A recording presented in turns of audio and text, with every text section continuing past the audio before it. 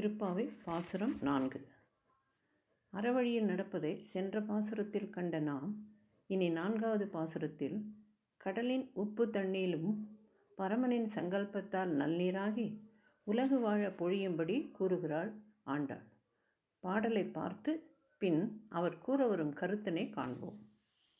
ஆழி மழை கண்ணா ஒன்று நீ கை கரவேல், ஆழியுள் புக்கு முகந்து கொடு ஆர்த்தேரி, ஊழி முதல்வன் உருவம் போல் மெய்கருத்து பாழியம் தோளுடை பத்மநாபன் கையில் ஆழி போல் மின்னி வலம்புரி போல் நின்று அதிர்ந்து தாழாதே சார்ங்கம் உதைத்த சரமழை போல் வாழ உலகினில் பெய்திடாய் நாங்களும் மார்கழி நீராட மகிழ்ந்தேலோர் எம்பாவாய். கண்ணன் நியமித்த மழை கடவுளான வருணனை பார்த்து ஆட்சிமார்கள் உலகம் மகிழ்ச்சியுடன் இருக்க உள்ளார்ந்த அன்புடன் பிரார்த்திக்கிறார்கள். என்னவென்று பிரார்த்திக்கிறார்கள்?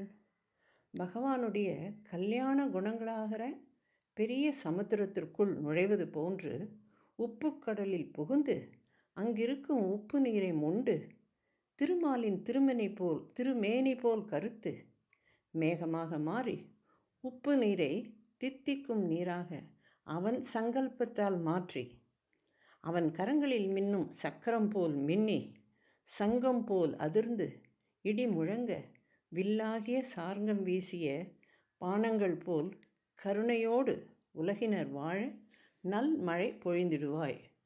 அதனால் உலகம் மகிழ நாங்களும் மார்கழி நோன்புக்கான நீராடி மகிழ்வோம் என்று தன்னை வையத்தோடு இணைத்து பாடுகிறாள் பட்டர்பிரான் கோதை என்னும் ஆண்டாள். சிறு குறிப்பு: விஜயநகர பேரரசர் கிருஷ்ணதேவராயர் தெலுங்கில் ஆமுக்த மால்யதா என்ற நூலை எழுதினார். ஆமுக்த மால்யதா என்றால் சூடி கொடுத்தவள் என்று பொருள். இதில் ஆண்டாள் தான் காவிய நாயகி. தெலுங்கில் ஆந்திராவில் கற்க கன்னடத்தில் எழுதி கர்நாடக கோவில்களில் சேவிக்கிறார்கள்.